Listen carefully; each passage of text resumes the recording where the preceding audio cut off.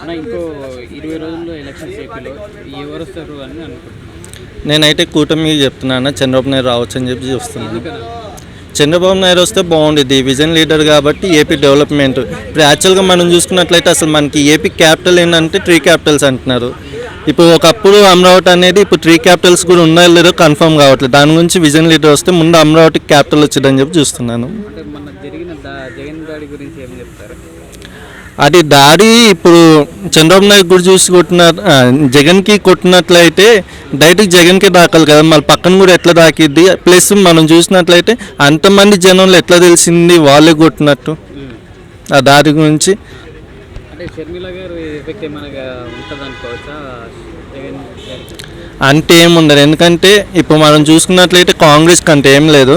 ఉంటే ఈ కూటమి ఈ 3 పార్టీలు కానీ లేకపోతే ఫ్యాన్ వైఎస్ఆర్సీపీ కానీ. అంటే ఇప్పుడు జగన్ గారు ఇచ్చిన పథకాల్లో ఏవి బాగున్నాయి ఏవి బాగాలేవు అంటే ఏం చెప్తారు? అంటే మేనిఫెస్టో మనకి క్లియర్గా వస్తే దాని గురించి మాట్లాడుతూ ఇంకోండి అసలు ఏమి వచ్చినాయో ఇచ్చిన మేనిఫెస్టో నవరత్నాలలో మీకు నచ్చిన అంటే ఆయన చేస్తున్నారు. అమ్మఒడి వస్తుంది, వైఎస్ఆర్ చేయుట వస్తుంది, అన్నీ వస్తున్నాయి. కానీ పథకాలు ఫ్యూచర్కి ఇప్పుడు మనం చదువుకుని బయటకు వస్తున్నాం, జాబుల గురించి మనకి ఉండాలి కదా. జాబులు లేకుండా వాళ్ళు పథకాలు ఇస్తుందంటే 5 సంవత్సరానికి ఒకసారి వస్తున్నాయి. ఆ సంవత్సరం మనం బతకగలుగుతాం అవి తీసుకుని నెలకు ఒకసారి. సో ఇప్పుడు అంటే ఇండస్ట్రీస్ గురించి ఏం చెప్తారు మరి? ఎంతవరకు వచ్చినాయి అని చెప్పి అంటే కొంతమందికి వచ్చినాయి అంటున్నా, కొంతమంది రాలే అని చెప్తున్నారు.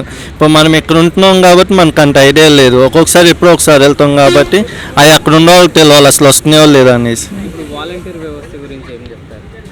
వాలంటీర్ వ్యవస్థ అయితే నాకు తెలిసి బాగానే ఉంది అనుకుంటున్నాను. కానీ అందుకనే కదా సిబిఐని కూడా వాళ్ళని తీసేయకుండా 5,000 ఇచ్చేది 10,000 చేసి ఉంచుతాను అంటున్నాను. ఎందుకంటే ఇప్పుడు మనం ఒక్కొక్కసారి కొన్ని పరిస్థితులు ఎంఆర్ఓ విఆర్ఓ ఆఫీస్కి వెళ్ళి మండల ఆఫీస్కి వెళ్తే పనులు కావు. కానీ ఈ వాలంటీర్లను పెట్టుకుని వాళ్ళ దగ్గరికి వెళ్తే ఈజీగా పనులు అవుతున్నాయి. కాబట్టి వాలంటీర్ వ్యవస్థ అనేది బాగానే ఉంది అనుకుంటున్నాను నేను. అదే వ్యవస్థ ఇప్పుడు వద్దని చెప్పి వాళ్ళే 10,000 ఇస్తామని చెప్తున్నారు కదా. వద్దన్నట్లేదు, వాళ్ళ నుంచి 10,000 ఇచ్చి మిమ్మల్ని కొనసాగిస్తామని చెప్పేసి వీళ్ళు చెప్తున్నారు, టీడీపీ వాళ్ళు. సో అట్లా కొనసాగించడం కరెక్టే అంటారు? అంటే ఇప్పుడు ప్రస్తుతానికి జాబులు లేవు, జాబులు వచ్చి డెవలప్మెంట్ అయ్యే వరకు ప్రస్తుతానికి వాలంటీర్ వ్యవస్థ సాగిస్తే బాగుంటుంది అని చెప్పేసి నేను అనుకుంటున్నాను. ఫైనల్ క్వశ్చన్, వై నాట్ 175 అని జగన్ గారు అంటున్నారు, వీళ్ళేమో కూటమితో వస్తున్నారు, ఎవరికి ఎన్ని సీట్లు వస్తాయని? నాకైతే వాళ్ళకి వీళ్ళకి అంటే ఏం లేదు, కానీ పక్క అయితే టీడీపీ చంద్రబాబు నాయుడు వస్తాయని చెప్పేసి అనుకుంటున్నాను.